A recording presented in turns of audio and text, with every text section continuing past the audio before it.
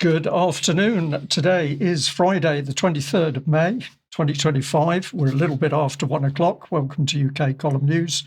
I'm your host, Brian Gerrish. Delighted to have with me in the studio Patrick Henningsen. Great to be with you, Brian. Okay, excellent. And we've also got Mark Anderson joining us from the United States by live video link.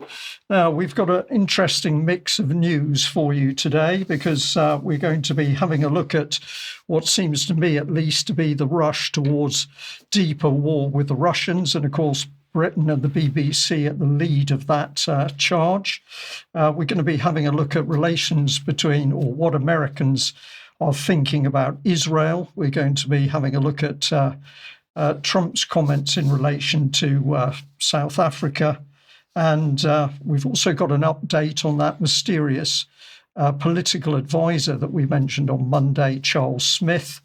And Mark Henningsen is also going to be covering a little bit on the Trilateral Commission, one of the powerful agencies at work helping drive global political policy. So I think this is going to keep us busy, Patrick.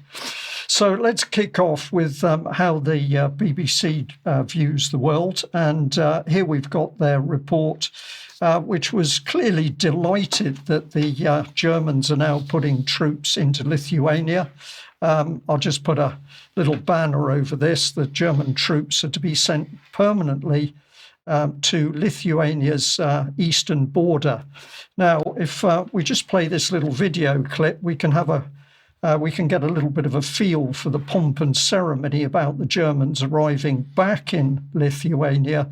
And then we're going to show some other clips and comment on what the reality of the history, the relation with the German army in Lithuania is. But let's see the pomp and ceremony.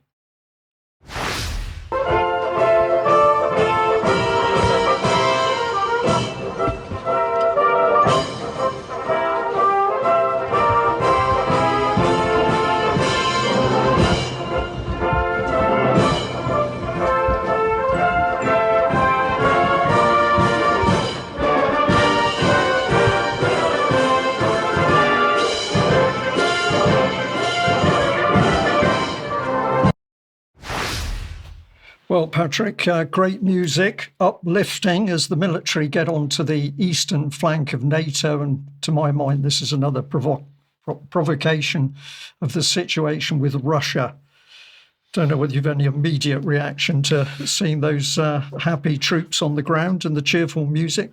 No, I can only say that the Baltic states are among the most virulent anti-Russian forces right now within NATO and the European Union. Yeah, so what have we got going on? Well, let's have a look at how the BBC reported this arrival of the German troops.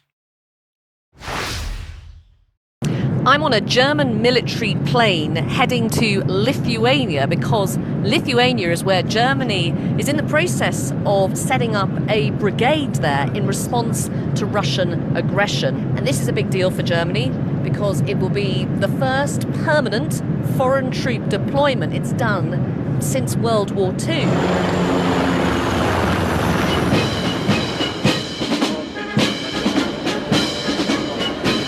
Display by the German army in a country the Nazis once occupied would have been almost unthinkable not long ago. Germany's been seen as a country with an underfunded military and a nation too that's almost allergic to showing military might because of its past.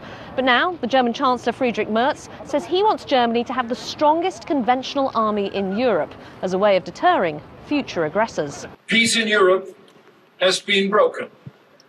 Each and every day, Russia is violating the order that we collectively adopted as a lesson from the horrors of the Second World War. Lithuania is on what's known as the eastern flank of the NATO military alliance. A small country, it borders Belarus, Moscow's ally, and the Russian exclave, Kaliningrad. Well, there we are. Another happy BBC video, clearly delighted that the German troops are back in Lithuania. And there was the underlying reason, because those nasty Russians have upset our order.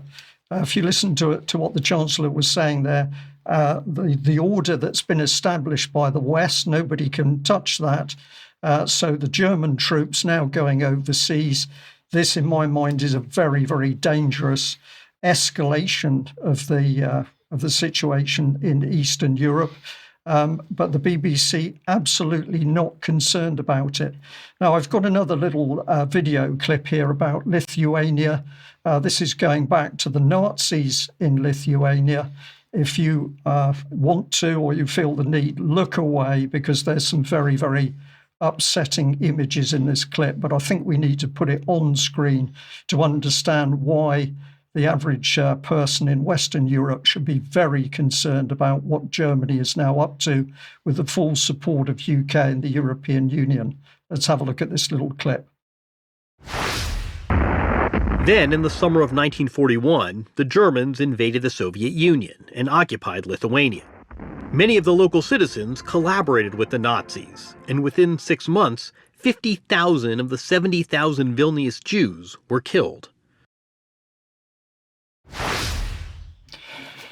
So we make no apologies for putting that little clip up, and of course we could put up a lot more material about the horrors that went on in Lithuania as a result of the Nazi German troops on the ground. But for the BBC, what happened to the Jewish population, and indeed what happened to the population of Lithuania as a whole, that's of absolutely no concern. The BBC is thrilled to have the German army back on the ground.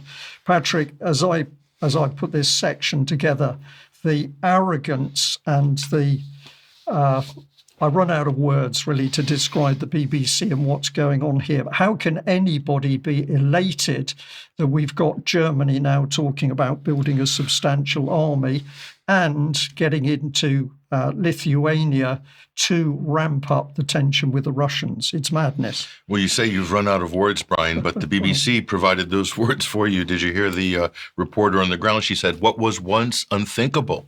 Well, it's still unthinkable, but unthinkable once is past tense for the BBC. But for normal people, for people who live in that region, people who remember the legacy of the Second World War, it is still unthinkable.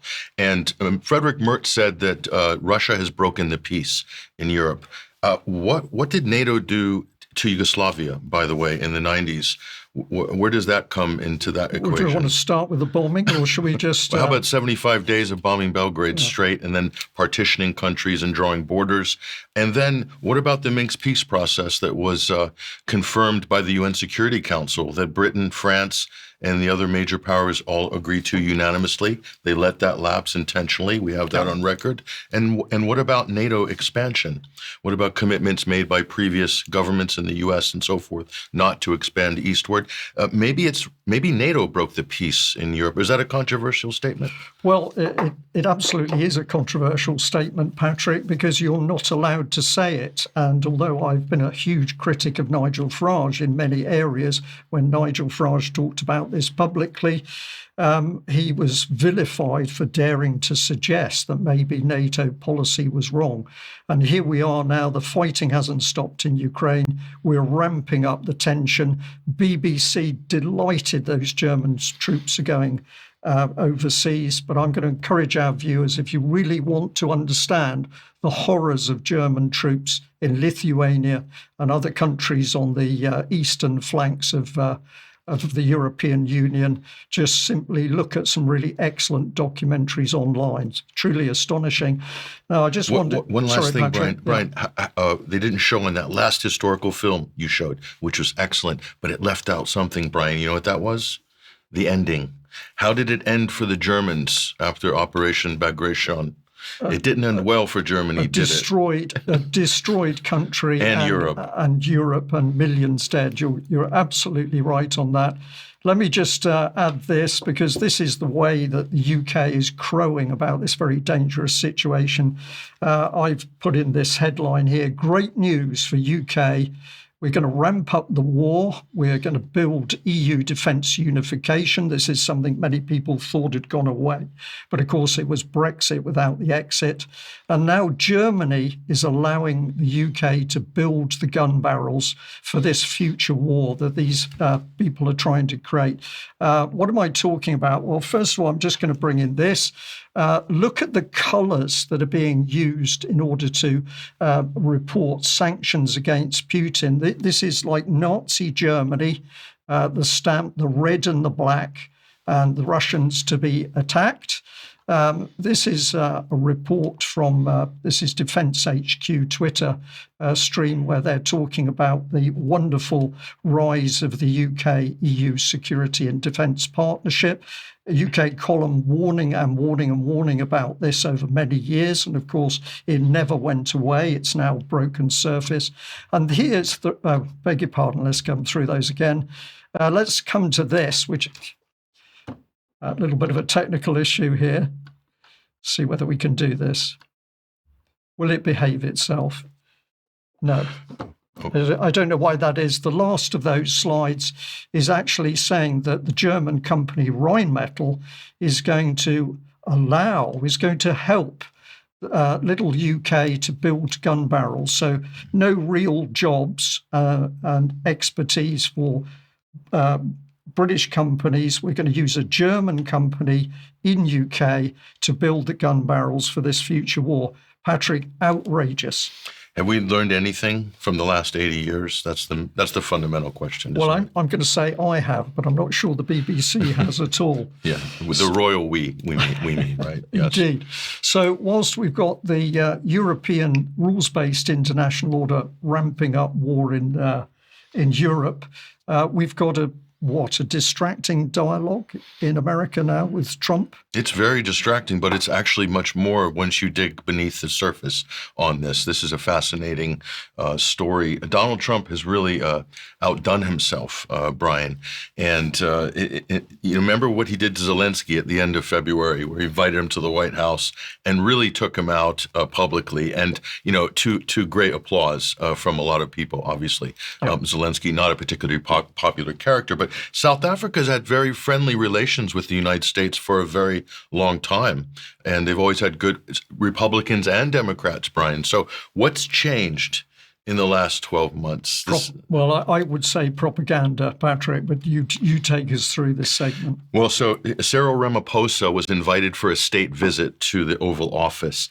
And he was probably expecting there was going to be some aggression from Trump. So he brought his white agricultural minister and two top PGA golfers, because Trump loves golf. Very canny by Cyril Ramaphosa, South African president. But that wasn't enough. Donald Trump basically unleashed what can only be described, Brian, by not just myself, but many others as an absolute tsunami of propaganda to basically demean, defame, and to discredit the president and his government. Yeah. And we'll tell you why in a moment. Here's Donald Trump and a small clip from their exchange yesterday. That I could show you a couple of things, and it has to be responded to. Yeah, sure.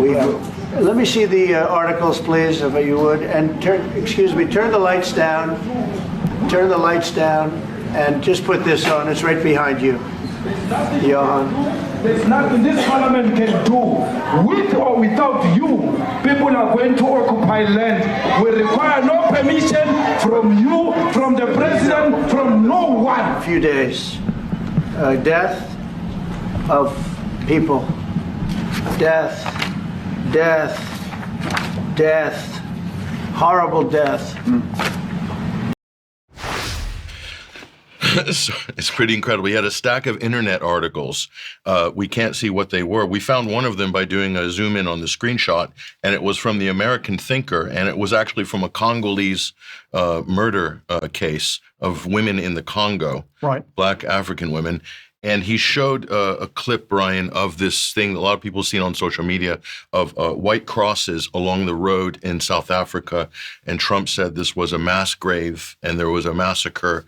And those were graves of people that have been slaughtered by blacks, white farmers that have been slaughtered. And the implication is there's a white genocide in South Africa. So Trump basically laid all this on, and basically it really embarrassing for the South African president, and probably is going to make quite a few other world leaders think twice about accepting invitations to the Oval Office. So, but the white crosses is interesting, Brian. We did some research on this, and it turns out it's not a mass grave.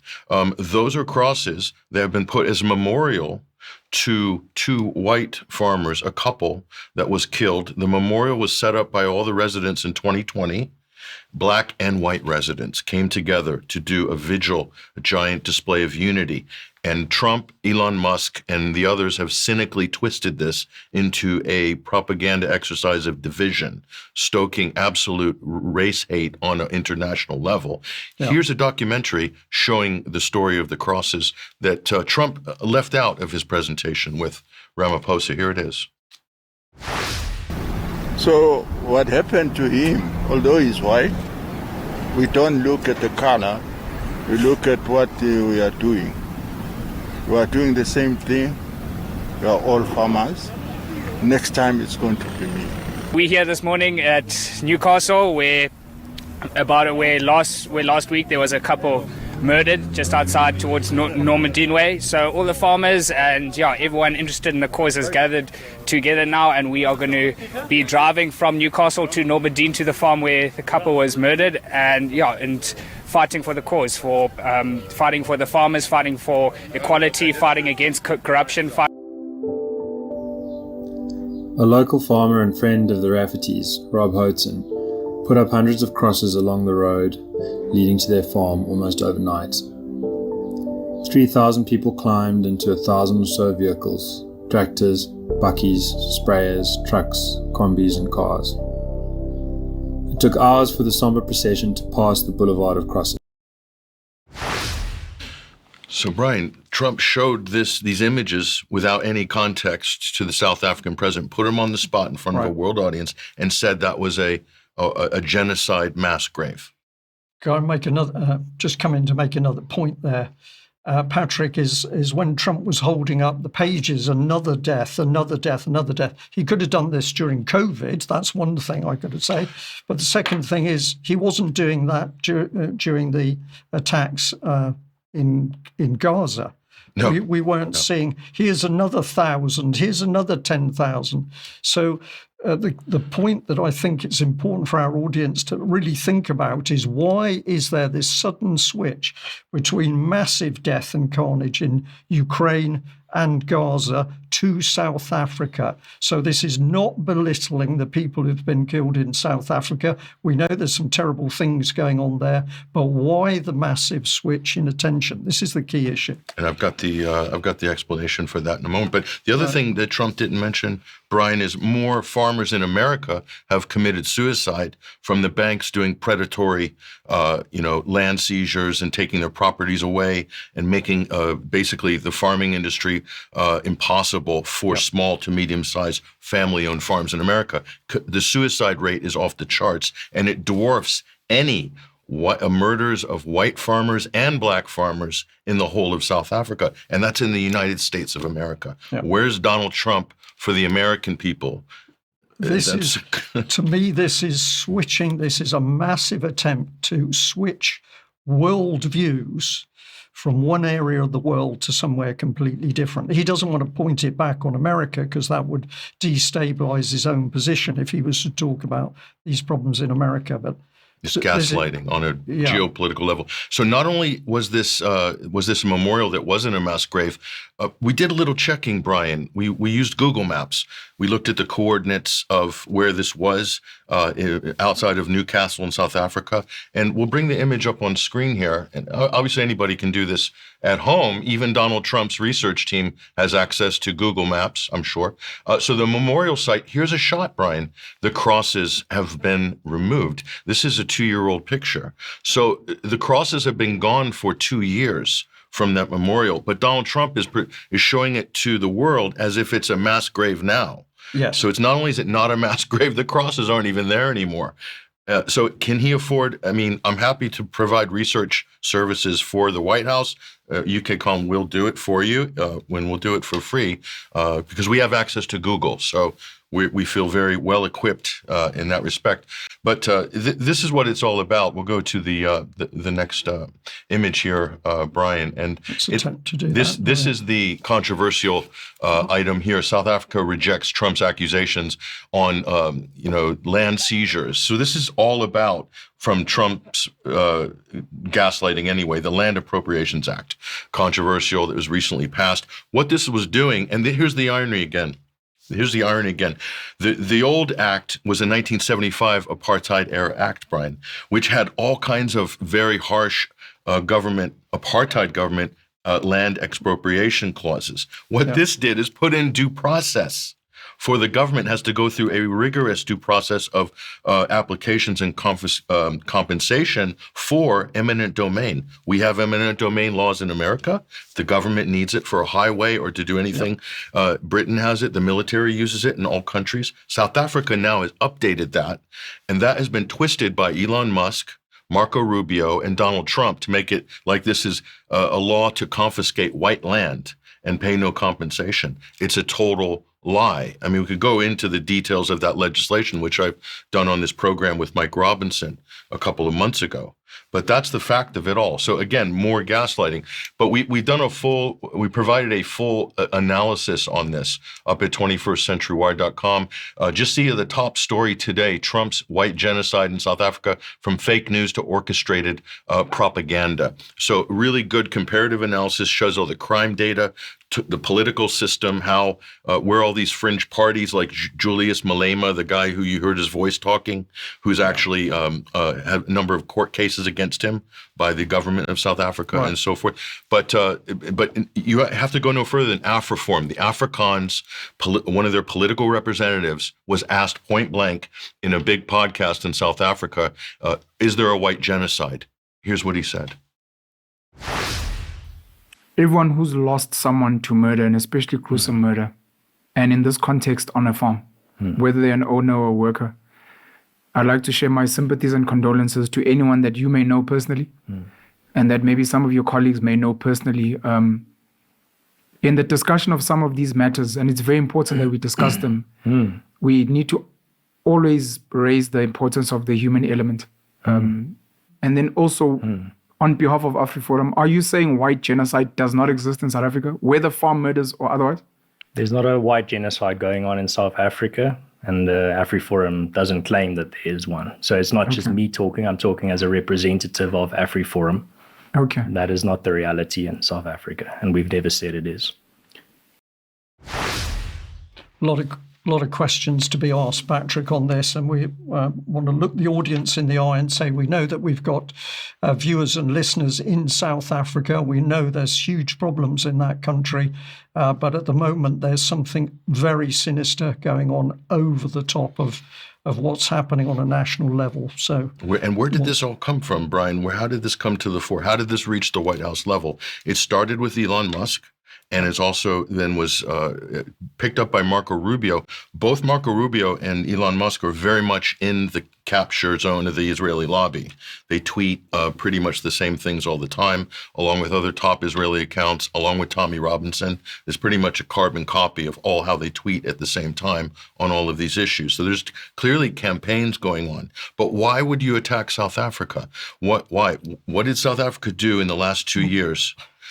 My guess is to take attention away from something. To discredit South Africa. Okay. And we'll bring this up on screen here. Let's not forget, South Africa, Israel not complying with the World Court order in a genocide case filed by South Africa.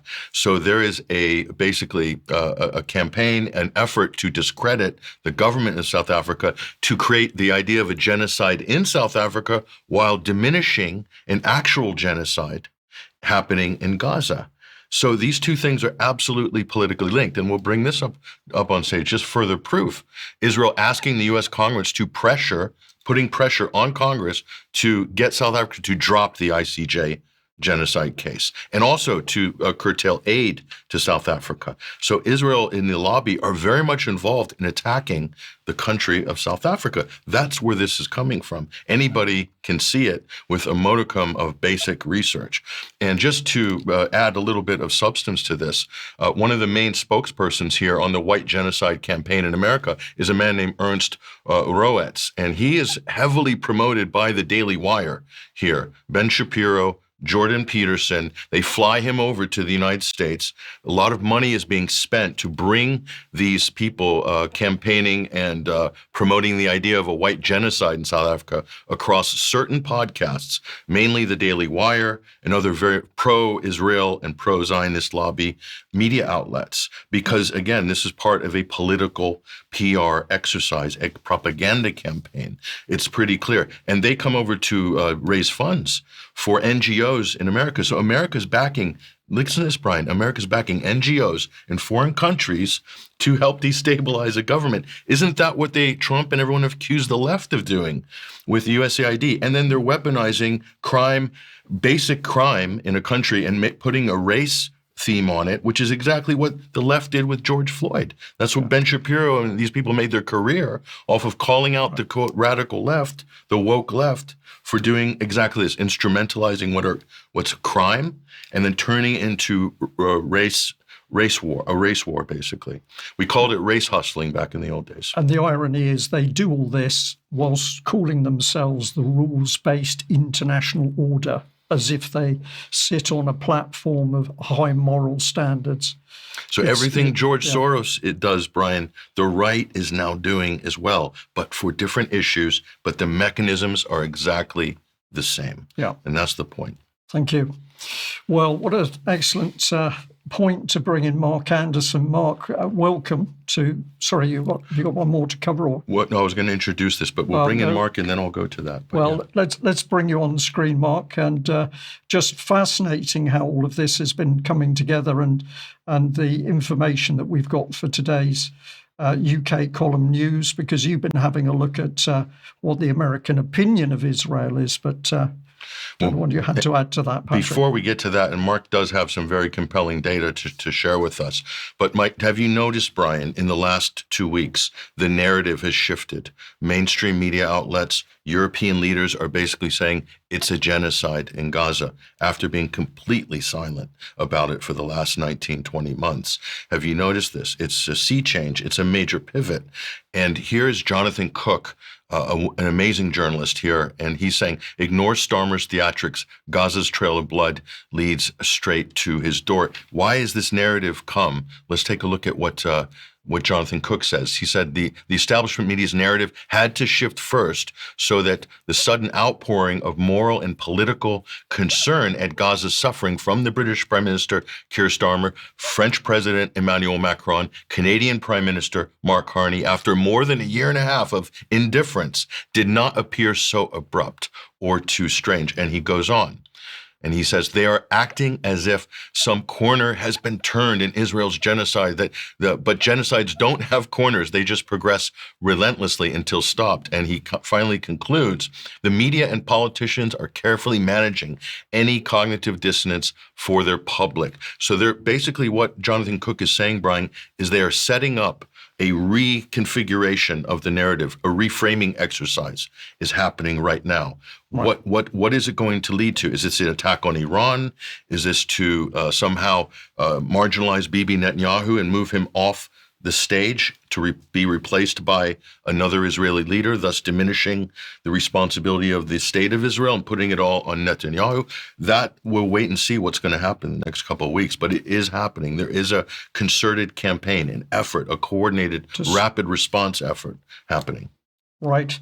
Let's bring you in, Mark, because you've been watching what the American public are thinking about Israel. Indeed. Good day, gentlemen. Good day, UK column listeners and viewers. The Chicago Council on Global Affairs, the former Chicago CFR, created in 1922, does an annual Lester Crown Center on U.S. Foreign Policy survey. This survey was done in coordination not only with the Chicago Council, of course, but Ipsos, a multinational marketing firm based in Paris, France. Americans grow more divided on U.S. support for Israel. And we can go through this in a relatively brief way. I'll give some preliminary information. The Lester Crown Center on U.S. Foreign Policy, they were established, that center was established in 2018 with a transformative $10 million gift from the Crown family, a Jewish family, very prominent, connected to General Dynamics, a major defense contractor. And the Lester Crown Center on U.S. Foreign Policy is driven by the belief that the public plays a critical role in determining U.S. foreign policy's direction, and that an informed and engaged public, they say, is critical for effective policymaking. And the centerpiece of the Lester Crown Center is its annual survey of American public opinion. And this one this year is on American views, the American public's views towards the support of Israel. Some preliminary information: besides imposing a total humanitarian blockade on Gaza to catastrophic effect, this is the summary in the Council's survey of American opinion, Israel launched a massive aerial assault that killed more than 400 Palestinians and injured at least 500 more. And again, keep in mind that the Chicago Council is backed by the Lester Crown Center, the Lester Crown family, and that's a Jewish family. And the Chicago Council also gets a lot of support from the Pritzker family, a major owner of Hyatt Hotels, and J.B. Pritzker is the current governor of Illinois, where the Chicago Council is obviously based. And the council's summary that goes along with his survey goes on to say that the Israeli government approved a broader military offensive. And that summary adds that most political leaders on Capitol Hill have remained steadfast in their support for the U.S.-Israeli relationship, but the American public has become much more divided in its views. And we'll get into now some of the details on this. The survey was fielded between April 18 and 20 and May the 2nd and May the 4th, a couple different time gaps there where they did the survey, and they're finding a widening gap between Democrats and Republicans on the U.S. approach to the so-called conflict in between Israel and Palestine. Americans give Israel a lukewarm rating of 50 on a 0 to 100 scale, where 100 represents the most favorable rating. This is the lowest rating Israel has ever received in Chicago Council polling dating all the way back to 1978. Moreover, more Americans now say Israel is playing a negative role in resolving the key challenges facing the Middle East. 61% of Americans surveyed are saying that now, compared to 54% just 1 year ago. So that's a bit of an uptick there. Some more basic stats, and we'll be looking at some graphs in a moment. Americans are closely divided between those who say current Israeli actions are justified, 27%, and those who say they are not, 29%. But a plurality of Americans say they are not informed enough to offer an opinion. That's the other 42%. And I would say a lot of that is from media missteps. The media just doesn't inform people correctly on this overall issue. Furthermore, slightly fewer now, 55%, compared to last year when it was 60%, say the United States should support Israel militarily until the remaining hostages taken by Hamas are returned. Nearly half of those surveyed support continuing U.S. military aid to Israel until Hamas is dismantled or destroyed, 47%, similar to 49% that said that a year ago. And I would note that totally dismantling or destroying Hamas is probably impossible because it's just a, kind of a networked, disorganized thing. It's not a mechanized army. So to just simply say you're going to weed out Hamas altogether is probably the next best thing to impossible. Anyway, we have some very interesting slides to look at. And this is feelings toward Israel, where the red line is Republican way up there. The dark blue line at the bottom is Democrat. The black line is overall, and the yellow line is independent. You'll see that the Republican red line on feelings toward Israel is way up there, and then Democrats, independents, and overall is well below that. And this drives home the basic finding here, guys, that the Republican Party is the real linchpin to the ongoing military and general foreign aid for Israel across the board, which is why AIPAC focuses so much of its lobbying on Republican representatives and why so much opprobrium rains down on people that fight back, like Thomas Massey of Kentucky, who don't want to go along with the flow. Here you see when people were asked, excuse me for just a moment, when people were asked, in your opinion, are the following countries playing a very positive, somewhat negative, or negative role in resolving the key problems facing the Middle East, you'll see that the red line is flatline from 1980 all the way till now on Republican steadfast support for Israel, again, while independents, Democrats, and overall continues to decline, somewhat gradually, but a very detectable and consistent decline in support there. It's taking a long time, yes. There was a flaw, however, in the survey where it mentioned, like I noted, the following countries, but it didn't name what those following countries were. So that's one wrinkle I found in the Chicago Council survey. This next one, we see justification of breaking the Gaza ceasefire. The top one, Israel has gone too far and its military actions aren't justified. The Republican response to that is very low. The rest of them are quite high. That's why there's a short red line. In the middle one, Israel is defending its interests and its military actions are justified.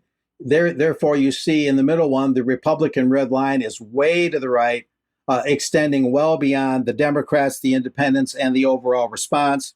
I don't have enough information to have an opinion. Then things tend to even out a bit, which again is interesting, and I think is largely due to the mass media cartel, the legacy media.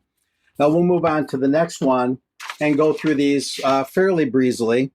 U.S. military support for Israel. Do you favor or oppose the United States doing that? Support the top two are supporting Israel militarily until the hostages are returned. Again, you see Republicans almost off the page in favor of that. That was a year ago. And the bottom one of the top two, the Republican support is almost exactly the same. In fact, it is the same, whereas the Democrat and the independents have shrunk somewhat from a year before. Now, the bottom two in this graph have to do with supporting Israel militarily until Hamas is dismantled or destroyed. Again, same old song and dance. The Republicans are way up there, almost off the chart. A year ago, the other ones were a little less than half. And now this year, the Democrats and the independents have shrunk even more compared to a year ago. And of course, viewers that watch this show, once it's archived, can freeze these frames and look at these. And there'll be a link to the overall Chicago survey in the show notes. And moving on, diplomatic and humanitarian support for the Palestinians. The top two, the top one is 2024, where the Republican response to that was quite low, supporting the Palestinians, the reconstruction of Gaza, whereas overall and Democrats and independents were markedly high, especially the Democrats. That's why there's the long blue line there. And the bottom one of the top two is this year, 2025. The support for Palestinians is about the same, roughly, for everyone but the Republicans. Although in 2025, the diplomatic and humanitarian support for Palestinians has went up somewhat for the Republicans. And then in the bottom two, officially recognizing a Palestinian state, the bottom two in that same one,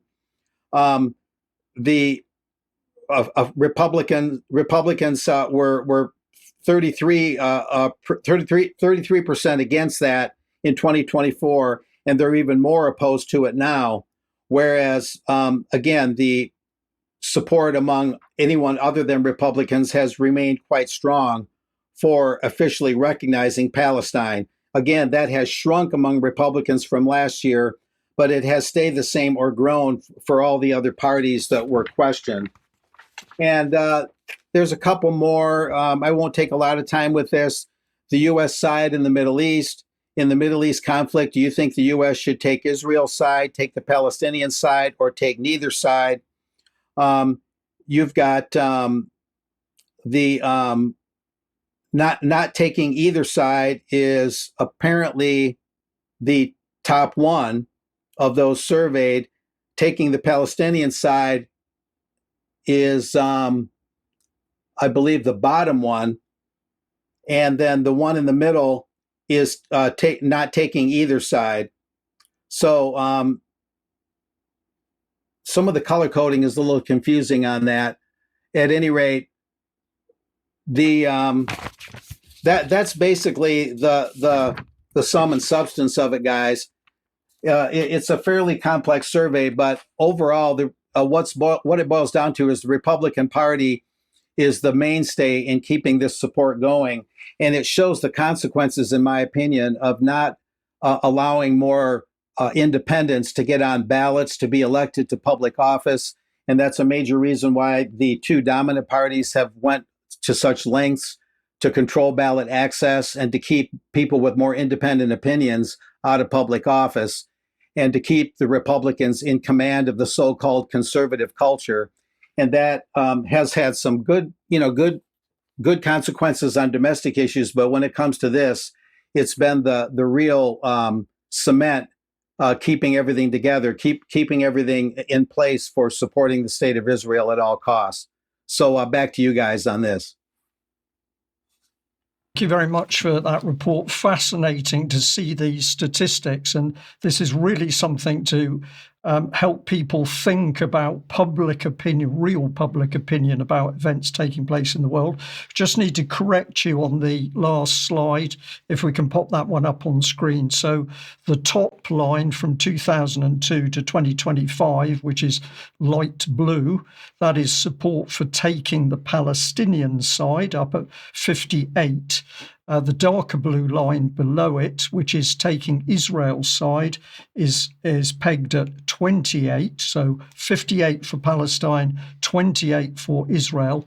And then the light green, which is the bottom, which is not taking either side, which is a view many people you would have thought would take, that is 12. So I just needed to correct you on that. But thank you very much for that excellent analysis of how public opinion is changing there in the States. Now, we must move on. I just want to say to viewers and listeners that UK Column can only do what it does with the support of our viewers and listeners. It's your financial support that keeps the UK Column going. And we do what we do largely through membership and donations and some generous supporters. But it's very, very important that if you like what we do, please do get on board, become a member and support us. Our objective is to grow, and we can only do that with financial support. Now, a lot's been happening. A lot is happening in UK where people are coming together to try and help one another out and to talk about what's going on, but also to take the pressure off by having it in a very convivial circumstance. Camping music is often possible. So this bank holiday, so taking place as we speak, we've got the event, which is Stand in the Light up in Workington in Cumbria. Now, unfortunately, the UK Column team weren't able to go to that, but huge support for all the excellent work that the Light newspaper team are doing. And I'm sure people are having a good time there, particularly if the weather's being kind. Now, we've also got the Sounds Beautiful event coming up June the 26th to the 29th. That's in Wimborne, Dorset. And I think I'm right in saying that we, the UK Column, has 2 free tickets for that. And I'm going to say starting now, that's on a first come, first served basis. So if you're interested, get in touch with the UK Column. We've also got another style event, Thetford Truth and Freedom Beer Festival. Get together to socialise and to talk about what's happening in the world. That's Friday the 18th to the 19th of July at the Angel Inn, Swallow Lane, Larling, NR16 2QU. And we've also got Freedom Music. That's the 22nd to the 25th of August 2025. That's a bank holiday weekend, and the UK Column team will see you there. Now, we just want to give you a reminder that a couple of things that have gone out and are now up on the UK Column website. I did an interview yesterday, part 3, with Carl Schwartz. Carl has been very, very interesting in his analysis on 9/11. He's not well known, but he's done a huge amount of work with many other very interesting people, and he's really picked apart items and areas that other people haven't tackled. So quietly spoken, but this is worth watching. But you must see part 1 and part 2.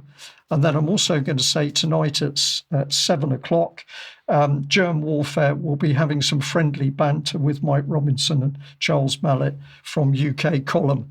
And we're doing our very best to get some different dynamics into the type of presentation, different viewpoints, different styles. So this won't be for everybody, but we hope that this is something that's going to lift spirits at least and give you a deeper look into the UK Column itself.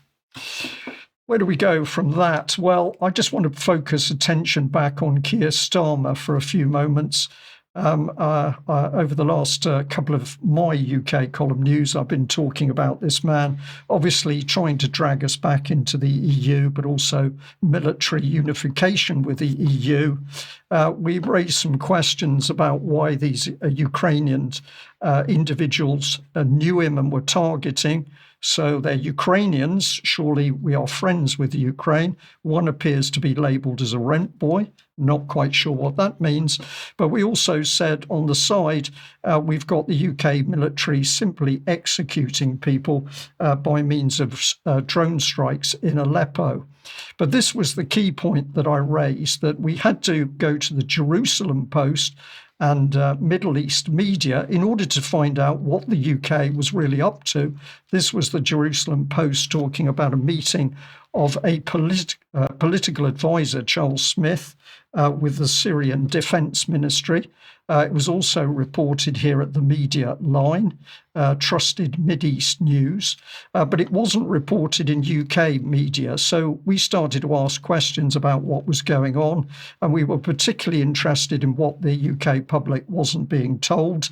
And of course, this is clearly that now we've got the British military engaged to help what has been a terrorist organisation to build up its military capability. This was the man who was simply described as a political advisor. Well, we can now reveal that this man is actually an army officer. He's been an instructor at the Land Warfare School at the British Army. If you go to LinkedIn, you can actually have a look at more of his career. And then when we know who he is, surprisingly, or maybe not surprisingly, we can find that he's been taking part in other meetings in the Middle East. This is in Lebanon. But clearly, the UK media does not want to talk about these behind the scenes, but very high level meetings to restructure policy in Lebanon and Syria itself. Just leave that image up on screen for a moment, Brian. A nice little bit of Orwellian newspeak. To support Lebanon's stability. That means instability. Yes, I absolutely agree with that. If you don't know what they're doing, try using the statement that it will be the opposite of what they say. So basically, UK public is kept in the dark about what's going on. This is actually the report from the from Lebanon itself at the time. So we've got more information about what was going on here, meeting with senior Lebanese and UN officials. But no, we don't want the UK public to know about this. People can have a look at this after the news, and we'll put this up on the notes to UK Column News today. But here we are, Defence Attaché Lieutenant Colonel Charles Smith. So that's what's been happening in the Middle East. But closer to home, we've got changes in the structure, the high-level structure of the British military. And we've got Sir Gwyn Jenkins now in post as First Sea Lord. Forgive me for this, but I couldn't resist the resemblance. I'd like to know whether we've got the UK military being run by an officer and gentleman or Rambo. It would have been nice if he could have got into some decent uniform in order to present himself to the public. But I think Rambo wins. And then, of course, in the background, we've got our illustrious king, can barely stand up due to the weight of the medals, but presumably he's helping to lever these interesting people into post. And I just want to end with this segment, which I just find astonishing.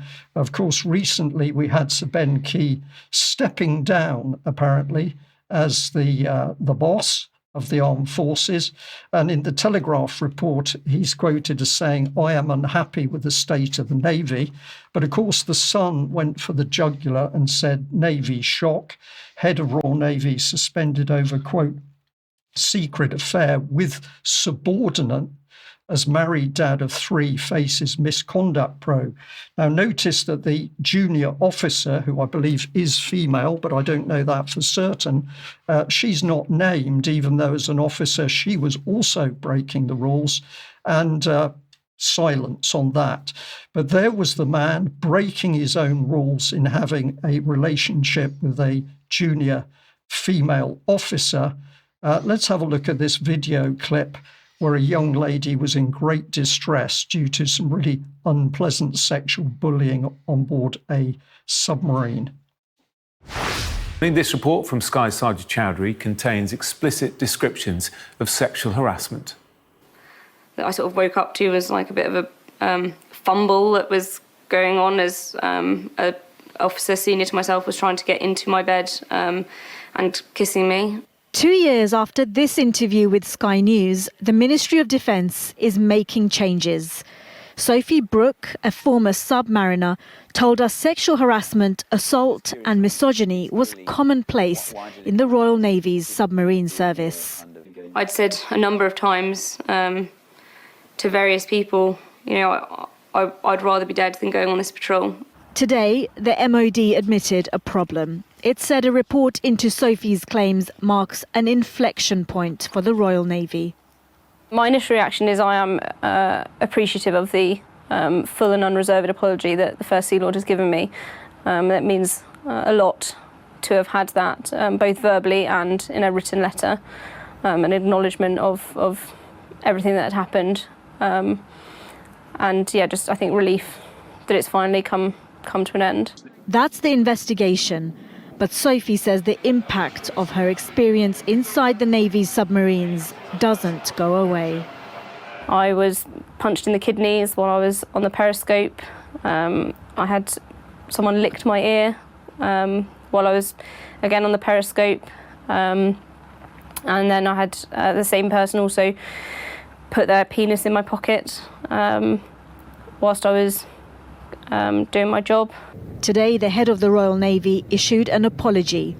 He said, "The investigation has confirmed misogyny, bullying and other unacceptable behaviours did occur during the investigation period, and this is intolerable." So for our audience, the incredible situation inside the British military that the man who made the apology to that young lady, as well he should, for the obscene abuse she suffered, is the man who's also breaking the rules himself. This is complete breakdown of the military structure. This is not accidental. This is orchestrated. And the UK column will dig into this more in the future. Patrick, I watched your expression as that apology came up on screen. Truly unbelievable. Incredible. I mean, this is the type of thing you try to avoid, right? In politics and institutions, not to have these situations where the head of the organization has to be exposed to that degree. Do normally resign, don't they? They do the honorable thing and quietly take their retirement, right? Yeah. We'll do more. We'll say more in extra time on this. But Mark, let's bring you back on, because if people can't understand how politics on a global scale works, we've got to understand what this rules-based international order is and what the component parts of that order is. And of course, the Trilateral Commission is a very powerful part of this. Oh, absolutely. The Trilateral Commission is often seen as sort of the first cousin, you might say, of the Bilderberg Group. And I've typically reported in past years, especially over the past decade or so, in the spring on the Trilateral Commission, because what they talk about and who shows up sometimes will give you an inkling of what Bilderberg's going to talk about and what's on Bilderberg's mind. At any rate, as was the case in 2014, the Trilateral Commission held a major meeting in Washington, D.C. on the shores of the Potomac. It was called an era of revolutions. Maybe revelations would be better, right? At first, it looked like it said an end of revolutions, but it's actually an era of revolutions, kind of a weird script there. And it shows the flowers that come out in DC in the springtime, a very pretty place to be this time of year. At any rate, a number of things were covered. And this is a statement that was put out on the last day. This meeting was recent. It was April 4 through 6 in DC. So it didn't just happen. But these things, of course, have long-range implications. There was this statement put out that says the Trilateral Commission has, for more than half a century, created in 1973, championed a commitment to the rule of law, what they call the rule of law, open economies and societies, which has a double meaning, and democratic principles. As we meet in D.C. amid deep domestic and foreign divisions, the Trilateral Commission's mission remains vital. Today, we reaffirm these values.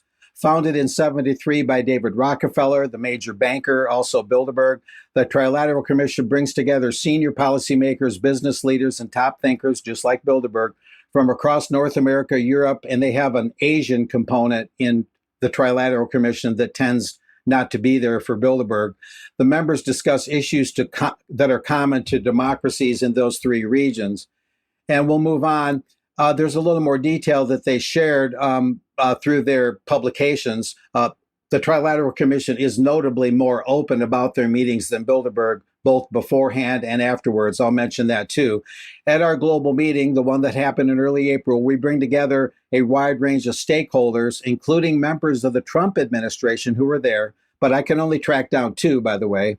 And there were thinkers on the right and the left, former policymakers, and they want to foster international cooperation.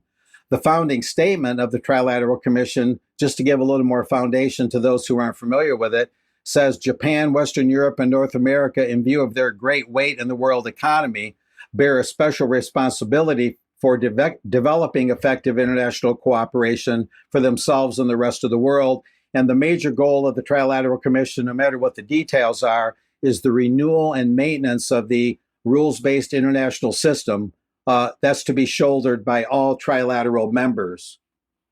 So also in early April, Joseph Nye, the noted soft power theorist and Harvard professor, in fact, he's a developer of soft power. He took part in the early April meeting, but about a month later, on the 6th of May, he passed away.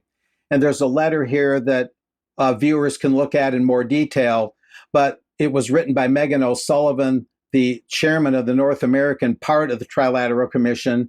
And they just basically say that now we say goodbye to him. Joseph Nye, spelled N-Y-E, had been an integral part of the Trilateral Commission since its earliest days when it was formed by Zbigniew Brzezinski and David Rockefeller. Mr. Nye was a founding member of the Trilateral Commission and a chair of the North American group for a decade, following the departure at that time of House Speaker Tom Foley. So a Speaker of the House of Representatives was actually a major leader in the Trilateral Commission at one time, which is a pretty grave conflict of interest. Here's some of the key U.S. and U.K. attendees. The two Trump administration people that the Trilateral people referred to were Scott Bessent, U.S. Secretary of the Treasury, and Sohan Dasgupta, an Indian guy, Assistant Secretary for Trade and Economic Security, U.S. Department of Homeland Security. And one of the major UK attendees is Anthony Beevor, B-E-E-V-O-R, a visiting professor, University of Kent. He was among a few different UK personalities who were there. At any rate, we see in this next slide, we see Scott Bessent, the Treasury Secretary, meeting with CFR Board Chairman David Rubenstein. He's the Council on Foreign Relations Board Chairman. He's also with the Carlyle Group. And they simply said that Mr. Bessent's topic was a special conversation with that CFR Board Chairman, Mr. Rubenstein. So those are some of the highlights. They covered a whole bunch of things regarding AI, regarding tariffs, regarding international relations. There was very little, if anything, about the Israeli matter with regards to Gaza or any of that. But there'll be much more, guys, on this. We do have a couple short video clips. If I had to pick one, I'd go with the second one. But why don't we show one of those?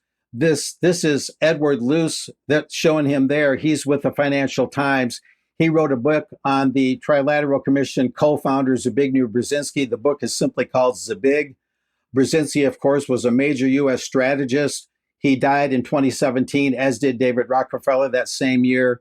Here's a little bit of what Mr. Luce had to say talking with Ian Brzezinski, Zbigniew Brzezinski's son. And this gives you a little more flavor of Trilateral Commission-related matters as of late. Obama was able to call on, the Democrat, the most hawkish Democrat, at least in memory, who had been known as Darth Vader by the left in the 1970s. He was the Darth Vader. For Obama to be able to get your dad's endorsement was, and I talked a lot to the Obama people, it was a punch the air moment for them because this neutralized Hillary Clinton's attack. And Zbig offered to introduce Obama, and it was a whole big deal. Yes. And to remind, going back to Jimmy Carter, Carter credited him really with teaching him foreign policy. Carter read huge amounts of material, and you describe how the Trilateral Commission was formed, and Carter was the first governor, Democratic governor, to be asked to be a member, and so forth. And so he really, he's had an extraordinary impact. To summarize very briefly, guys, I know time is tight. Jane Harman, the host herself, is a member of the Trilateral Commission, a former California congresswoman, and so she has a special interest in this. But that they did a very in-depth interview with Mr. Luce on his book, and it exposed a lot of the Trilateral Commission's machinations through Zbigniew Brzezinski, and one of them was schooling Jimmy Carter to make him into a better globalist than he might have been otherwise. So there'll be more on this as Bilderberg approaches in Stockholm. And there'll be some of this will be brought into it from the Trilateral meeting, but we'll leave it there for now. Mark, thank you very much for that. And as I said earlier on, some really fascinating statistics there of how opinion, at least in America, at least, is beginning to change. And hopefully, as people get access to more direct media, less of the political bias, they are going to be able to frame much more sensible opinions as to what's going on in the world. Now, we're a little bit over for time, but I have to say that UK Column does pay attention when people pick us up and say that what we've reported hasn't been accurate.